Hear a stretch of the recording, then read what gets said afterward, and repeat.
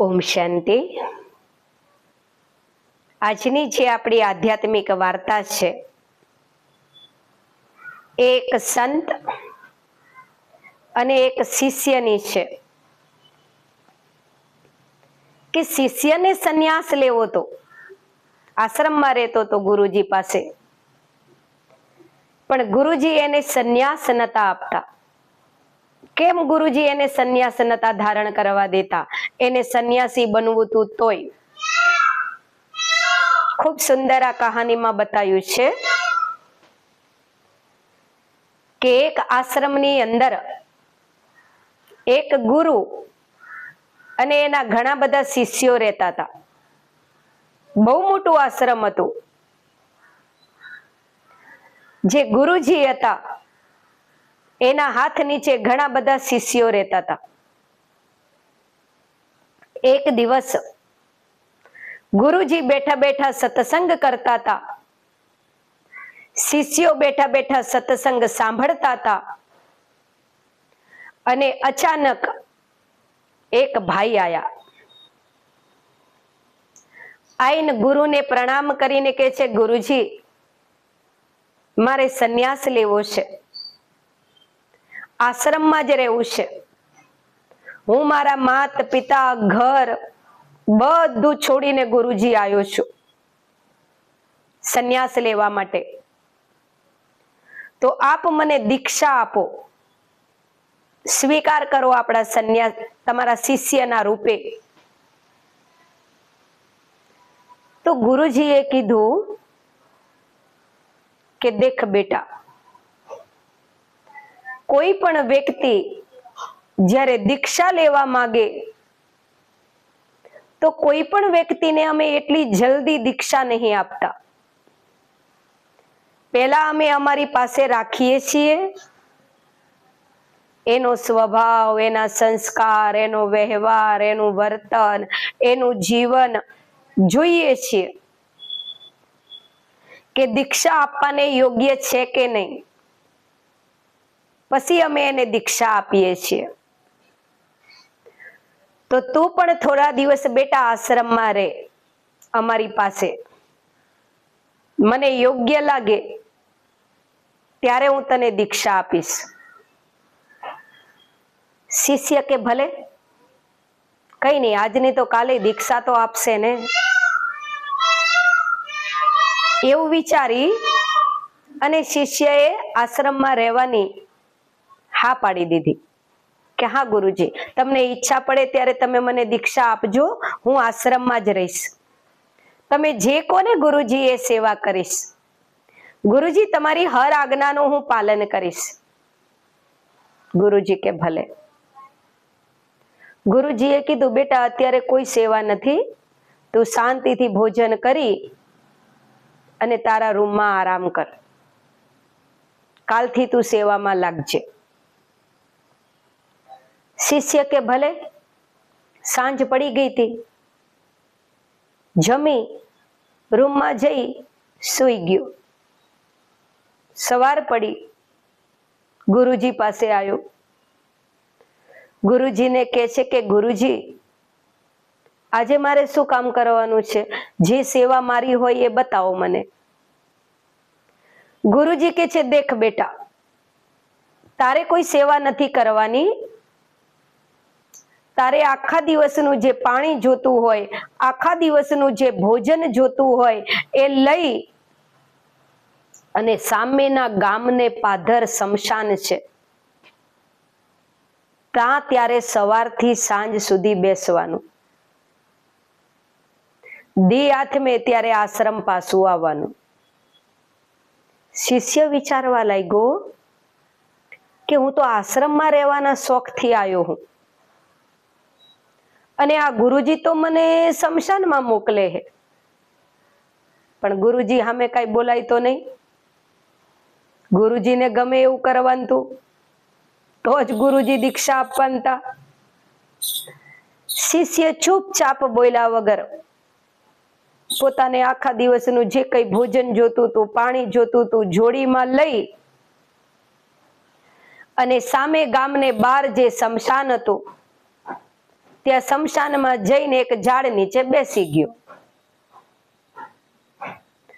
દી આથમો એટલે શિષ્ય આવ્યો.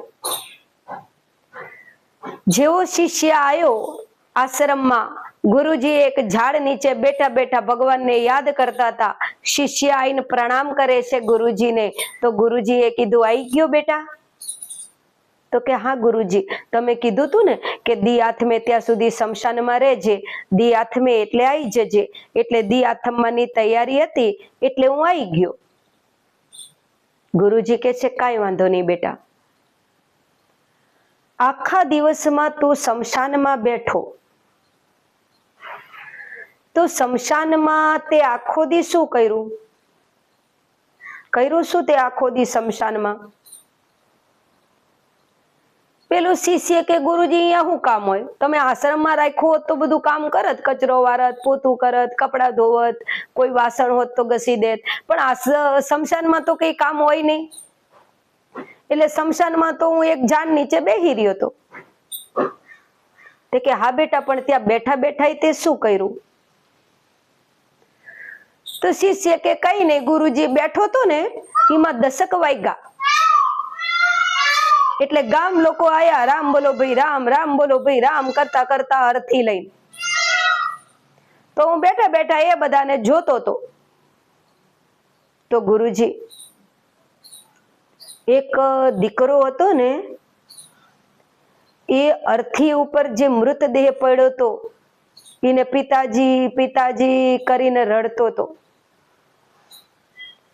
એટલે મને એવું લાગ્યું કે એના બિચારાના બાપા મરી ગયા લાગે એટલે આટલું બધું રડે છે. પછી ગુરુજી એ તો બધા અગ્નિ સંસ્કાર આપીને 2 કલાકમાં વયા ગયા ઘરે. અને તમે તો મને કીધું તું દી આથમે ત્યારે આવવાનું, એટલે હું તો ત્યાં બેહી રહ્યો. ગુરુજી જ્યારે સાંજ પડી ત્યારે ફરી બીજી એક અર્થી આવી. તો બેઠા બેઠા હું જોતો તો અરે રે, આજ તો ગામમાં એક જ દીમાં 2 લોકો મરી ગયા લાગે. સવારમાં એક અર્થી આવી હતી, અત્યારે પાછી અર્થી આવી. પણ ગુરુજી, સાંજે જે અર્થી આવી હતી ને 5 વાગ્યે, એની અંદર તો બિચારો એક મોટી ઉંમરનો ભાઈ દીકરા દીકરા કરીને પસાડું ખાતા હતા અને જોર જોરથી મારો દીકરો કરીને રડતા હતા. અને જે સબ લાકડા ઉપર સુવાડ્યું હતું ને ગુરુજી, એ બહુ નાની ઉંમરનો લાગતો હતો. તો ગુરુજી, મન તો જીવ બરવા માંડ્યો કે અરે રે, બચારાનો જવાન દીકરો વયો ગયો હે, કેવા દુખી હે. તો હું બેઠો બેઠો ગુરુજી જોતો તો એ લોકો 2-2.5 કલાક રહ્યા અને પછી બધા વયા ગયા અગ્નિ સંસ્કાર આપીને. એટલી વારમાં તો દી ઢળ્યો. એટલે મને એવું થયું કે ગુરુજીએ કીધું તું કે દી ઢળે એટલે આશ્રમ પર આવી જવાનું, એટલે હું આવતો રહ્યો. ગુરુજી કે છે કઈ વાંધો નહીં બેટા, તું સ્નાન કરીને ભોજન કરીને સુઈ જા. પેલો શિષ્યએ સ્નાન કર્યું ને ભોજન કર્યું ને સુઈ ગયો. સુતા સુતા મનમાં વિચારતો હતો, કાલ તો હવે ગુરુજી દીક્ષા આપશે. આજે મેં એમનું કીધું કર્યું ને એટલે.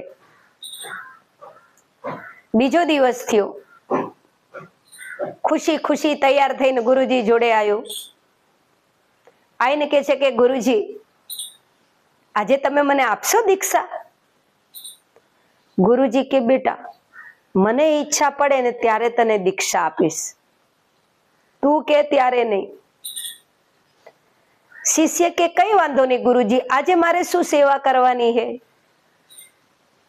ગુરુજી કે કાંઈ નહીં, તારે જે કાલની જેમ ભોજન પાણી જોતું હોય લઈ લે અને કાલની જેમ સ્મશાને જા, સાંજ સુધી સ્મશાનમાં બેસજે, દી આથમે એટલે પાછો આવજે.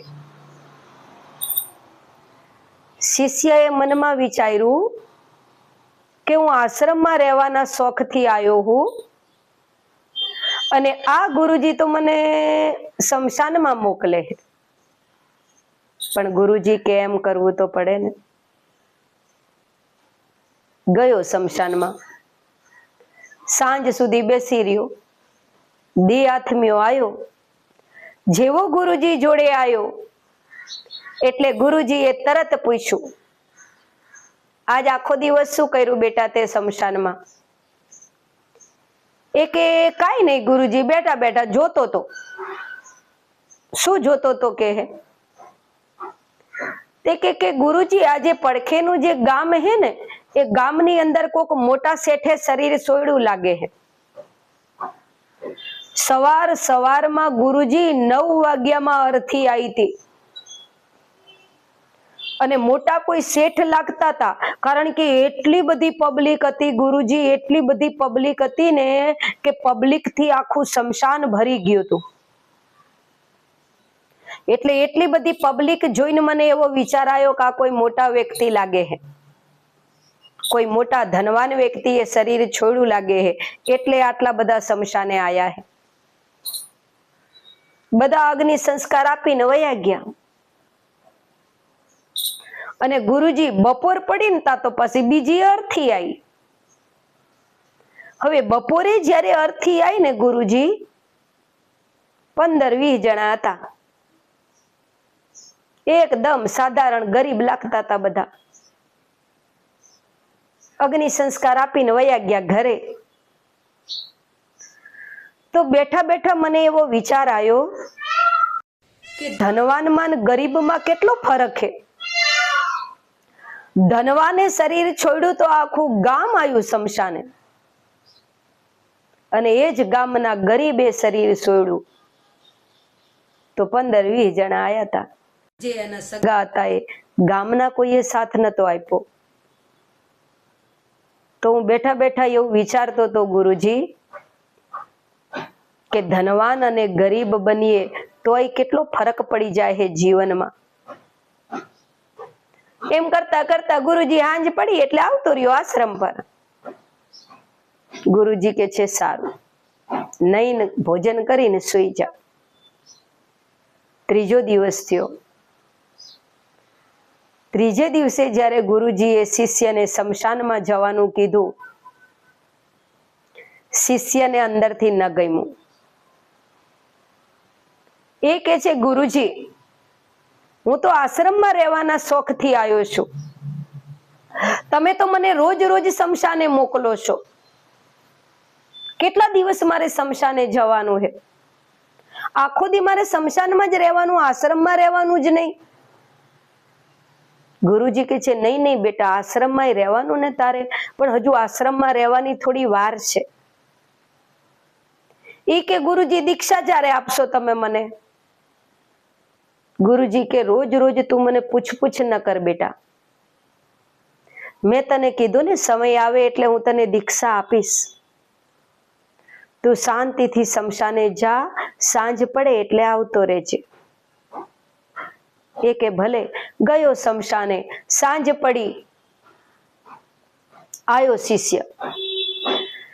જેવો આયો ગુરુજી સામે બેઠો એટલે ગુરુજીએ તરત પૂછ્યું કે આજે શું કર્યું તે બેટા શમશાનમાં આખો દી? તે કે કાંઈ નહીં ગુરુજી, એક ઝાડ નીચે બેઠો બેઠો ભગવાનને યાદ કરતો હતો. ગામ લોકો જે શરીર છોડે એ શમશાનમાં રોજની જેમ આવે અગ્નિ સંસ્કાર આપવા. પણ ગુરુજી આજે મને એવો વિચાર આવતો હતો કે કોઈ પણ વ્યક્તિ અર્થી લઈને આવે છે, લાકડા ગોઠવે છે, એની ઉપર મૃતદેહ મૂકે છે અને પછી અગ્નિ પ્રગટાવે છે. જેવી અગ્નિ પ્રગટાવે છે તો પેલો જે દેહ છે હાડમાસનો એ એવો ખતમ અગ્નિમાં થઈ જાય છે કે એનું કોઈ નામ નિશાન નહીં રહેતું. ગુરુજી બીજે દિવસે જુઓ ને તો હાવ રખ્યા જેવી ધરતી પર જમીન હે એવી જમીનની ધૂળ જેવી રખ્યા થઈ જાય છે. તો કે મને બેઠા બેઠા ગુરુજી વિચાર આવતા હતા કે આપણો 5 તત્વનો બનેલો આ જે દેહ છે એ જ્યારે આપણે અગ્નિને સમર્પણ કરીએ તો અગ્નિને જ્યારે દેહ સમર્પણ કરીએ તો રાખમાં મળી જાય છે દેહ. આવું બેઠા બેઠા વિચારતો હતો. ગુરુજી કે છે ભલે, સ્નાન કરીને ભોજન કરીને સુઈ જા. હવે સુતા સુતા એ શિષ્ય વિચારે છે કે કેટલા દિવસથી ગુરુજી મને શમશાને મોકલે, હવે તો મને લાગે છે હવે મને દીક્ષા આપશે. આ બીજા બધા શિષ્યો જેમ આશ્રમમાં રહે છે, સેવા કરે છે, ભગવાનની પૂજા કરે છે, ધ્યાન કરે છે, એવું હવે મને કરવા મળશે. વિચારતો વિચારતો ભગવાનને યાદ કરીને સૂઈ ગયો. સવાર પડી, તૈયાર થઈને આવ્યો ગુરુજી જોડે. ગુરુજીને કે છે ગુરુજી આજે મારે શું સેવા કરવાની? ગુરુજી કે આજે બેટા તારે શમશાને જ જવાનું છે. મેં તને કીધું ને, હું કહું ત્યાં સુધી તારે શમશાને જ જવાનું. એ કે ગુરુજી મને નહીં ગમતું આખો દી ત્યાં શમશાનમાં, મારે આશ્રમમાં સેવા કરવી છે. ગુરુજી કે તને આશ્રમની એ સેવા મળશે, પણ અત્યારે તારે મારી આજ્ઞાનું પાલન કરવું પડશે. અત્યારે તારે સવારથી સાંજ સુધી શમશાને રહેવું પડશે. શિષ્ય કે ભલે. શિષ્ય ગયો ભોજન પાણી લઈને શમશાને. સવારની બપોર પડી, બપોરની સાંજ પડી, પણ શિષ્ય આવ્યો નહીં આશ્રમમાં પાછો. અંધારું થવા આવ્યું. ગુરુજી રાહ જોતા હતા, હમણાં શિષ્ય આવશે, હમણાં શિષ્ય શમશાનેથી આવશે, પણ રાત પડી તોય શિષ્ય ના આવ્યો. અને રાત પડી તોય જ્યારે શિષ્ય ના આવ્યો, ત્યારે ગુરુજીએ એક ભાઈ, એમના જે શિષ્યો હતા એ 2 શિષ્યોને શમશાને મોકલા કે જાઓ. સવારમાં જે પેલો શિષ્ય શમશાને ગયો છે એ રાત પડી તોય હજુ નથી આવ્યો, કેમ નથી આવ્યો તપાસ કરો અને એને લેતા આવો સાથે. ગુરુજીની આજ્ઞાથી 2 શિષ્યો શમશાને ગયા. તો શમશાને જઈને જોયું કે જે પેલો શિષ્ય હતો એ ઝાડ નીચે આંખો બંધ કરીને બેઠો હતો. આ 2 શિષ્યોએ જઈને હલાયો, જગાડ્યો. એ કે છે તને ગુરુજીએ નતું કીધું દી આથમે ત્યારે ઘરે આવતું રહેવાનું આશ્રમ પર?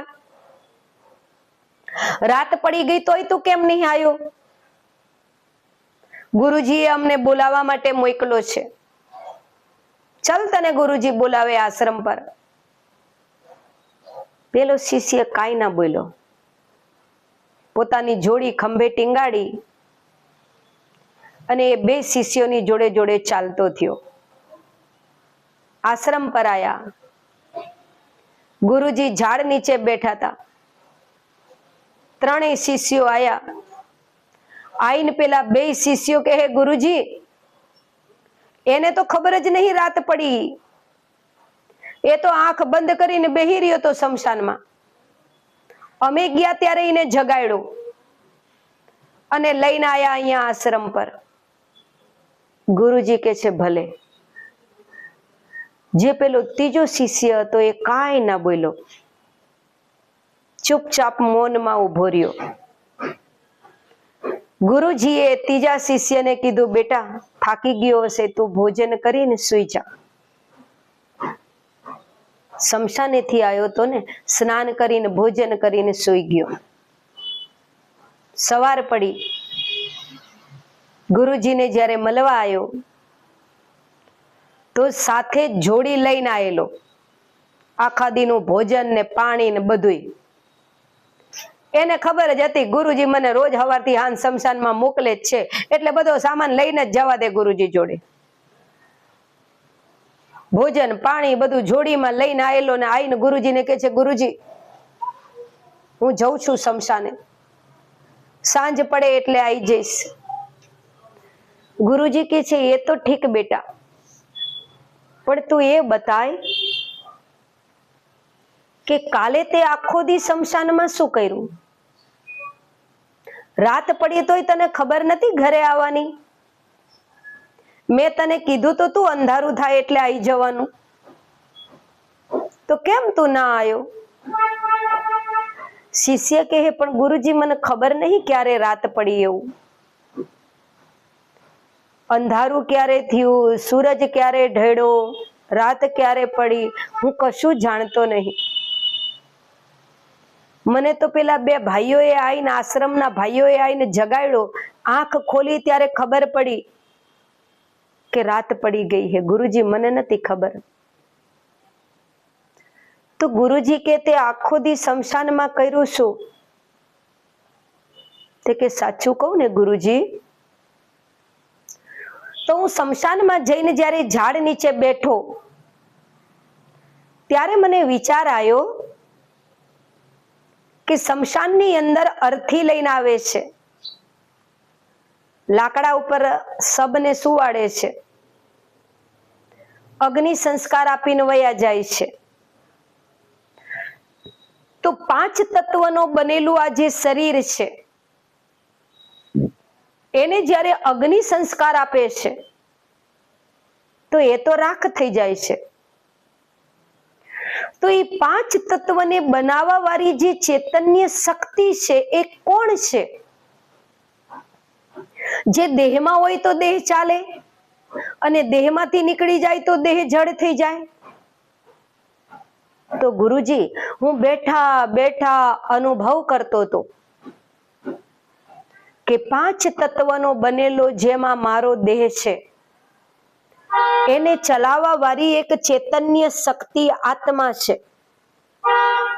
એ આત્મા જ્યારે મારા શરીરથી અલગ થઈ જાય છે એટલે મારું શરીર જડ થઈ જાય છે, જેને તત્વોની અંદર વિલીન કરી દઈએ છીએ.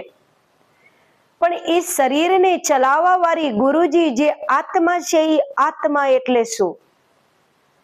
કેવી છે એ આત્મા?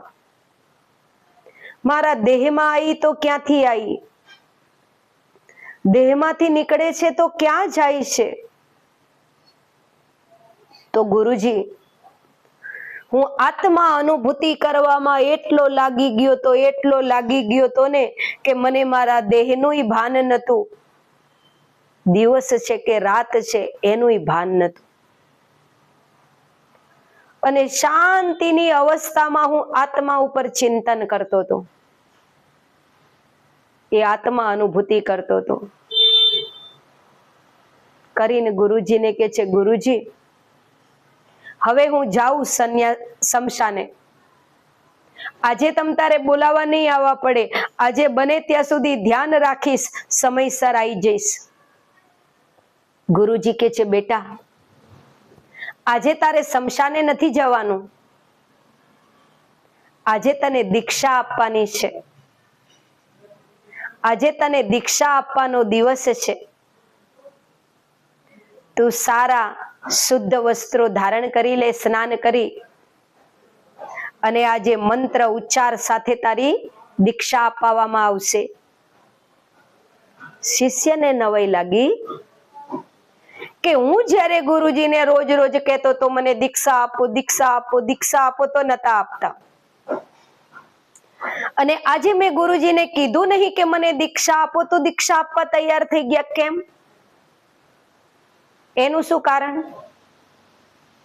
મનમાં જે પ્રશ્ન ચાલતો હતો એ જ્યારે ગુરુજી સામે વર્ણન કર્યો ત્યારે ગુરુજી કહે છે, બેટા પહેલા દિવસે મેં તને શમશાને મોકલો તો હું તને જે બતાવવા માંગતો તો એ જોઈને તું ના આવ્યો.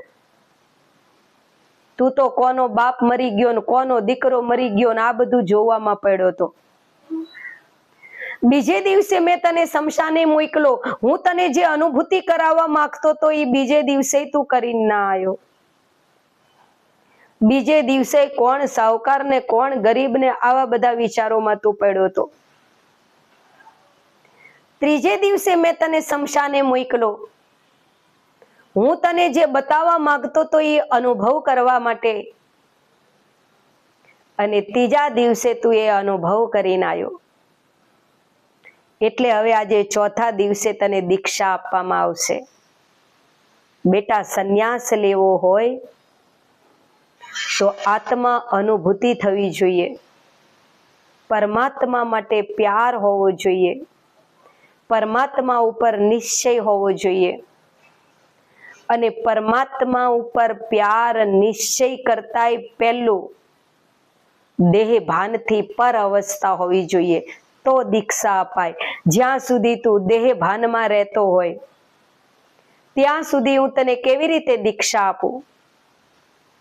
હવે તું દેહથી પોતાને અલગ એક ચૈતન્ય શક્તિ આત્મા સમજવા લાગ્યો એટલે આજે તને દીક્ષા આપવામાં આવશે અને હવેથી તારે આશ્રમમાં જ રહેવાનું અને આશ્રમમાં જ સેવા કરવાની. હવે તારે સ્મશાને જવાની કોઈ જરૂર નથી. આ સાંભળીને શિષ્યને તો ખુશીનો પાર ન રહ્યો. ગુરુજીના ચરણોમાં પડી ગયો, પોતાને ધન્ય ધન્ય સમજવા લાગ્યો કે જે વર્ષોથી મારું સપનું હતું, દીક્ષા લેવાનું, આશ્રમમાં રહેવાનું, સેવા કરવાનું, એ સપનું આજે પૂરું થશે. તો આ જે ગુરુ શિષ્યની વાર્તા હતી, એ ગુરુ શિષ્યની વાર્તાનો સાર શું છે? આ ગુરુ શિષ્યની વાર્તાનો સાર એ છે કે જ્યાં સુધી 5 તત્વના બનેલા આ દેહને ચલાવવા વાળી ચૈતન્ય શક્તિ આત્માની અનુભૂતિ ન કરી શકો ત્યાં સુધી તમે પરમાત્માની અનુભૂતિ ન કરી શકો. તો કોઈ પણ ધર્મમાં જોડાઈ જવું, કંઠીઓ પહેરી લેવી, સફેદ પોશાક બદલી દેવા, કેસરી બદલી દેવા, આ બધાનો કોઈ મતલબ નહીં. કોઈ બી ધર્મ સાથે જોડાયા, યોગી જીવન જીવનમાં અપનાવવું છે તો પહેલું દેહથી પર હું એક ચૈતન્ય શક્તિ આત્મા છું એ અનુભૂતિ કરતા આવડવું જોઈએ. નરસિંહ મહેતાએ પણ શું કીધું છે? આત્મ તત્વ ચિંધ્યો નહીં ત્યાં સુધી સર્વ સાધના જૂઠી. જ્યાં સુધી તું આત્મા અનુભૂતિ ન કરી શકે ત્યાં સુધી તારી બધી સાધના વ્યર્થ છે. તો આપણે બધા ભાઈ બહેનો કોઈ ને કોઈ ધર્મ સાથે જોડાયેલા છીએ. તમે આટલા બધા લોકો વાર્તાઓ સાંભળો છો. કોઈ રામાનંદી હશો, કોઈ વૈષ્ણવ હશો, કોઈ સ્વામિનારાયણ હશો, કોઈ શિવપંથી હશો, કોઈ બ્રહ્માકુમારી સંસ્થા સાથે જોડાયેલા હશો. દરેક અલગ અલગ ધર્મ સાથે જોડાયેલા હશો, અલગ અલગ મઠ પંથ સાથે જોડાયેલા હશો. પણ આ વાર્તાના શિક્ષા રૂપે સાર બસ ખાલી આટલો સમજવાનો કે કોઈ પણ ધર્મ સાથે હું જોડાયો તો ગળામાં કંઠી બાંધી લઉં, તિલક કરી લઉં, ધોરા પહેરી લઉં, કેસરી પહેરી લઉં, એ બધાને મહત્વ નહીં આપવાનું. હું કોઈ પણ ધર્મ સાથે જોડાયો છું તો 5 તત્વનો મારો જે આ હાડ માંસનો દેહ છે એને ચલાવવા વાળી જે ચૈતન્ય શક્તિ છે એની અનુભૂતિમાં મારે લાગવાનું છે. જ્યાં સુધી હું અંતર્મુખી નહીં બની શકું ત્યાં સુધી હું ઈશ્વરને યાદ નહીં કરી શકું. આજના મહાવાક્યોમાં ભગવાને કીધું છે કે તું અભ્યાસ કર કે 1 સેકન્ડમાં દેહથી અલગ તું પોતાને એક જ્યોતિ સ્વરૂપ આત્મા અનુભવ કરી શકે છે. જો કરી શકે છે તો અંતિમ ઘડીએ તને ઈશ્વર યાદ આવશે. આ લાંબા સમયનો અભ્યાસ જોઈએ કે જ્યારે આપણે ઈચ્છીએ ત્યારે કર્મ કરતી વેળાએ દેહ ભાનમાં આવીએ અને જ્યારે ઈચ્છીએ તો દેહથી અલગ હું આત્મા છું એ અનુભવ કરી શકીએ. તો આ વાર્તા જો સારી લાગે ને તો જે ભક્તિ કરવા વાળા તમારા સાથી મિત્રો છે, સંબંધીઓ છે, પરિવારના સભ્યો છે, એમને આ વાર્તા મોકલો અને વાર્તાના સાર રૂપે સમજાવવાનો પ્રયત્ન કરો કે બને ત્યાં સુધી આત્મિક અનુભૂતિ કરવાનો પ્રયત્ન કરો. તો મન ઈશ્વરમાં એકાગ્ર થશે અને મન ઈશ્વરમાં એકાગ્ર થશે તો એ સર્વશક્તિમાન છે, એની શક્તિ આપણી અંદર આવશે અને સર્વશક્તિમાનની શક્તિથી આપણી આત્મા શુદ્ધ પવિત્ર બનશે. ઓમ શાંતિ.